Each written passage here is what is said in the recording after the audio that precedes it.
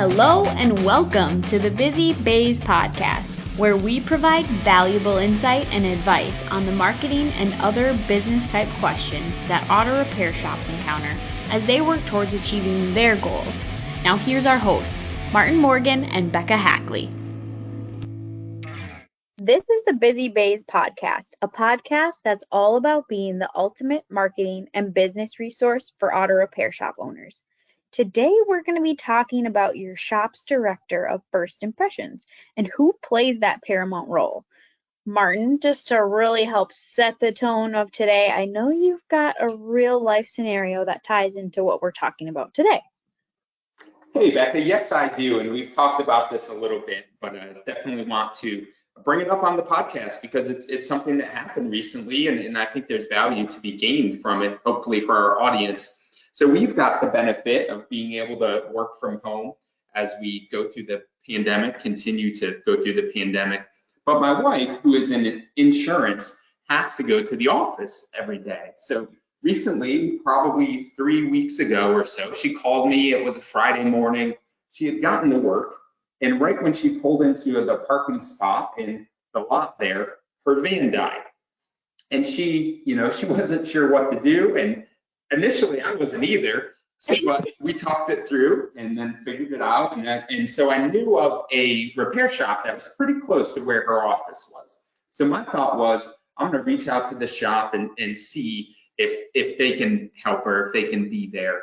And so I called the shop and I started, like I do almost all the time when it comes to a conversation like this, where I said, I'm hoping you can help me.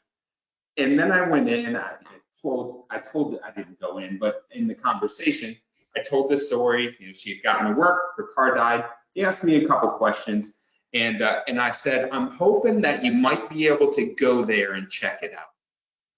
And his initial reaction was along the lines of, that's not really something that we should do. And I should back up them and say, very good on the phone, very engaging, helpful from the beginning, set me at ease, wanted to be of help almost instantly from the beginning.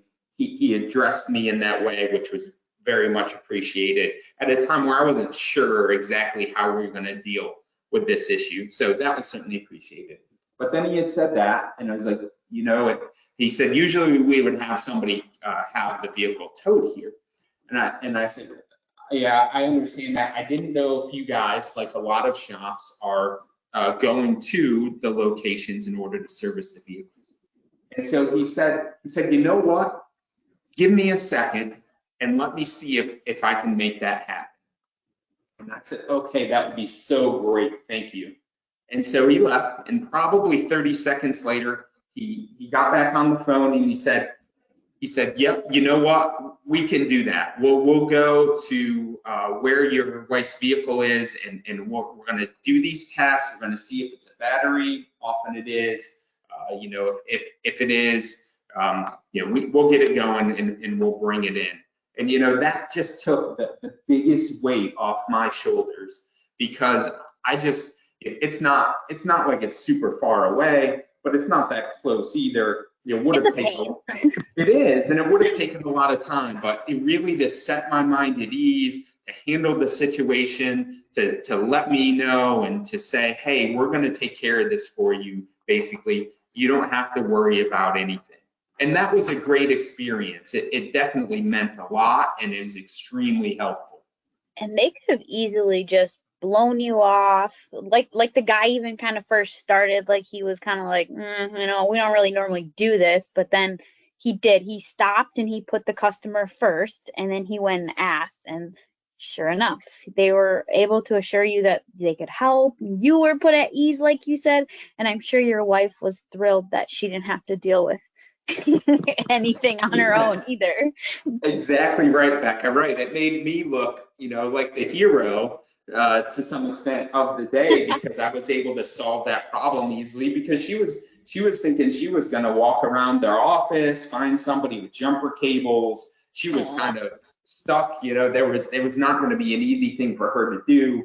And so I was able to, they made me kind of the hero for the day because he was able to handle that so well. And then what was awesome is that throughout the day, he continued to communicate so well. So would was extremely respectful, called to give me updates or would text to give me updates. Oh, So wow. right, throughout the day, very communicative, did a great job, totally put my mind at ease, and they did everything pretty quickly, explained to me what was happening. It was the battery, which is what we thought it probably was, but we didn't know, and sometimes it's hard to tell. So that worked out great. And then you think about it from that standpoint, and obviously this was all over the phone, but it shows how important that is and how valuable that experience was. But it's also important to consider that from an in-person standpoint. What happens when somebody walks into your shop, because hopefully in the fairly near future we'll return to something like normalcy, and it's probably more likely that you'll have more people who might just walk into your shop. But when you consider that, and according to a recent story and information that came out, saying hello and acknowledging customers upon arrival at an aftermarket service facility, so not just necessarily auto repair, but collision, et cetera, can significantly improve customer satisfaction scores. I think of that every time I go literally anywhere, the dentist, or when I go get my oil change, for example, which I just did the other week. It's so much more comfortable. Like when you walk in, you feel like you're going to be helped, and especially when you're even smiled at. Like it just kind of, not that going to get your oil change is some like high anxiety type of thing, but it is something that you don't do all the time. So it's kind of like, it's either like, oh, I gotta go sit here for an hour or something. And so when somebody, Right. it's just, like it's kind of a pain a little bit, no offense to anyone, but it's nice when you walk in, you're acknowledged. And I've also read too that one of every 10 customers that walks in the door can often wait more than 5 minutes before even speaking to somebody, which totally blows my mind because it's like, oh, that looks bad. But then on the second thought, I do understand that from talking with shop owners, like you guys get busy, but I think that there should be some acknowledgement right away, even if it's just like, hey, I'll be with you in a quick second, just give me a minute, because that just kind of makes the person at least understand that, hey, they know I'm here, kind of thing. Exactly right. And like you said, Becca, it can be difficult. We understand in the shop, oftentimes you're juggling lots of things. It's not, you don't always have an opportunity, or somebody within your shop doesn't always have an opportunity to get to somebody as soon as they walk in, within 5 seconds and have a conversation. But you want to try to create a process so that happens as soon as it possibly can. And then what you really want to be sure of is that when you do get that opportunity to engage that customer, that you're not acting as if you're juggling 500 things, and they're 501 and they're going to be on the list accordingly to where they came in. Yeah. You want to give them the impression that at that time, and all that matters to them, they're the most important thing that you are thinking about. Because whoever it is, whether it's you or somebody else in your shop, you are the representative of the shop at that time, or that person is the shop at that time. And that gives them the opportunity to either make a great impression, which even if somebody's been waiting, if at the time where they get the chance, they are treated well, like a human, like you care about them, like they're among the most important things at the moment, you want to make sure that you're taking advantage of that opportunity. And what you also want to do is enable that person to make decisions and to be able to answer questions. So you want to be sure that they have enough knowledge and enough training that they're able to make important decisions, or can do that fairly quickly. And in the example that I shared, he may not have been able to make that decision right there, But he was able to let me know within 20 to 30 seconds that that was something they were going to do. So, that quick answer was extremely helpful. Yeah, and whether you are the person, like being that first person that a customer walks in and talks to, or think about who that person is in your shop. I mean, just the way that they are able to react and respond quickly, like that guy did with you over the phone. I mean, that initial interaction and just the ability to help solve a customer's problem is totally setting the tone for the rest of the relationship, which is going to translate to whether or not they come back, what they say about you when they leave, and I mean reviews, referrals, everything. That it will take you beyond what the work you do on their car. I can 100% say that. I think that the actual personality, social skills that your shop gives off is gonna kind of go above and beyond what you do to their car. And you took that the exact place I was thinking too, Becca. As far as reviews, those opportunities, when you treat somebody in that way, they're going to be much more likely to go ahead and give you that excellent review based on the service that you gave. And when it comes to customer service, one of those companies, businesses that's held up really as a shining example of great customer service, it again, often used, but Ritz-Carlton with their gold standard. And if you haven't heard or seen anything about that, I encourage you to go to their website. You can, if you just go, to Google, whatever your favorite search engine, and plug in Ritz-Carlton Gold Standard, you'll get quick access to it. They also have it on their website. And what the key to give you like the short version of it, we will give you the short version of it, but two things that are really important to understand is that they make sure that every employee understands how important they are because of the relationship that they can build or kill with the customer. So they make sure that they understand how important they are, and then they empower those employees to deliver for the customer. So we had just mentioned, when that person is having that initial discussion with a customer, it's letting them be able to make decisions. And so when you're empowering people, whether obviously if it's you, that's a whole thing, but if it's somebody else, an employee that you have making that, but you want to make sure that they have the ability to really deliver for the customer. And they look, so because of that, they really look at their employees as their most significant asset. And it's because they serve their biggest priority, which is their customers, right? Without customers, there's no business. So you want to be sure that you're taking in customers into account, making them the priority in most cases. And it ties into then, who they hire and how they hire. Yeah, not being solely focused on just the technical talent, like the resume bullet points that you have. Ritz really focuses on finding employees that have or who are sociable and caring. They're actually interested in learning and have that spirit to serve.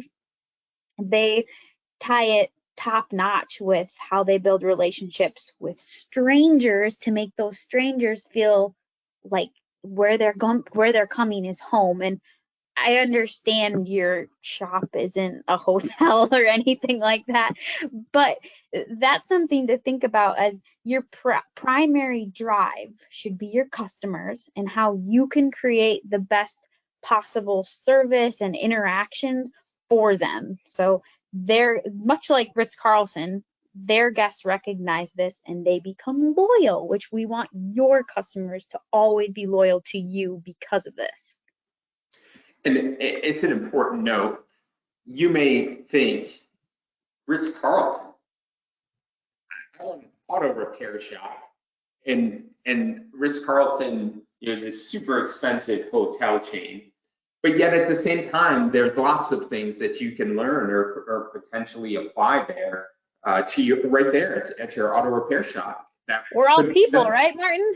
Exactly. We're all people and we all need to take care of our customers. So from that standpoint, you want to think, okay, in any example like this where you can learn from, all right, well, what do they do now? How can I apply that at my shop? And you started this, Becca, at the beginning by talking about the director of first impressions. And one of the things that we would encourage you to do, if you haven't thought of it this way, is there are lots of businesses where they've given somebody that maybe used to be considered, or have the title receptionist, they've changed their title to be director of first impressions. And the reason that they would do that is because it sets it very clear what the expectation for that person is.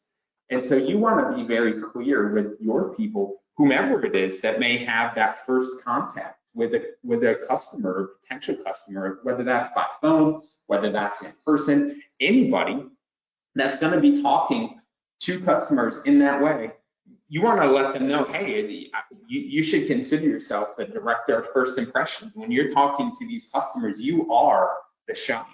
And it's important that you do A, B, C, D, however you want them to be sure to communicate with your customers. So, you want to let them know what the expectations are. And too often we just assume that somebody's going to know how to relate to somebody in that way.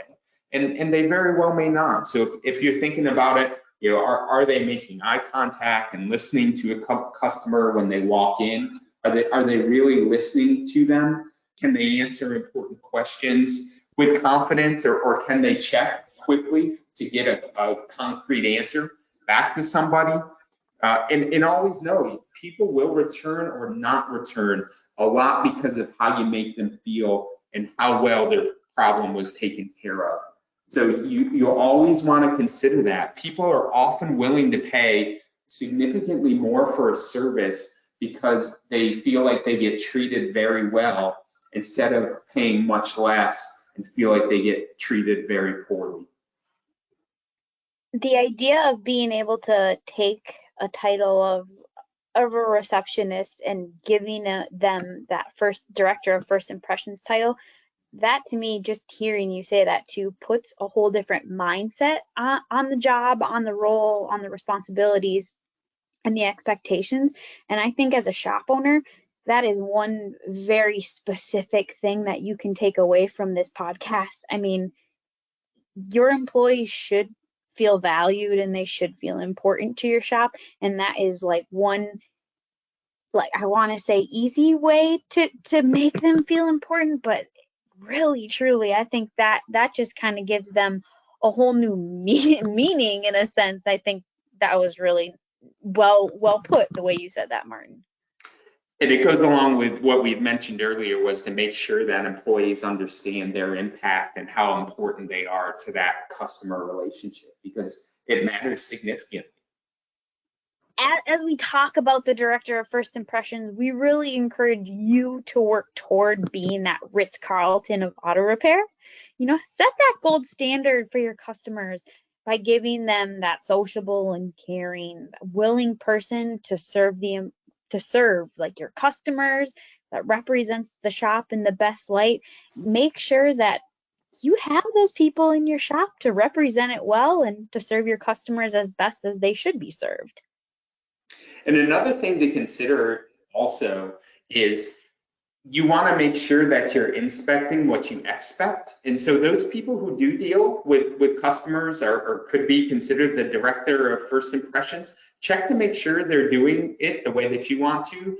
But if you're rolling out something new, if you're changing expectations, if you find that maybe they're not quite where you'd like them to be, as I mentioned, people don't always know what to do. They haven't been taught how to do that. So you want to make sure that you're training people well to be successful when they have to play that role. So when you're doing that, I always like the 4-step process of tell them what you expect, tell them how to do it, show them how to do it, set the example, be the model for what it looks like so they see what good looks like, then watch them, enable them to do it, kind of watch over their shoulder or from a little bit further away in the shop, just to make sure they're doing it the way that you want them to, and then coach them. Everybody's not going to get it right the first time, totally fine. but you want to be sure you're coaching them up and letting them know, hey, you did this, you could improve in this way, or say, hey, you did great. 90% of this was awesome, but here's this little 10% that you can probably improve, and it's going to really help you, or make that connection with the customer. And especially having coachable people, like coachable mentalities, that just goes to show who you're hiring to, and that goes beyond training. I mean, I hate to say this, and I don't hope I don't offend anybody, but like, you can't train a box of rocks.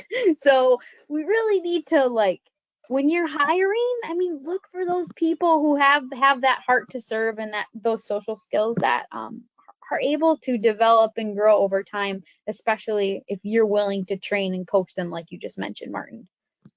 Coachability, it's really important, especially when Yeah. you're looking for new hires. Definitely true.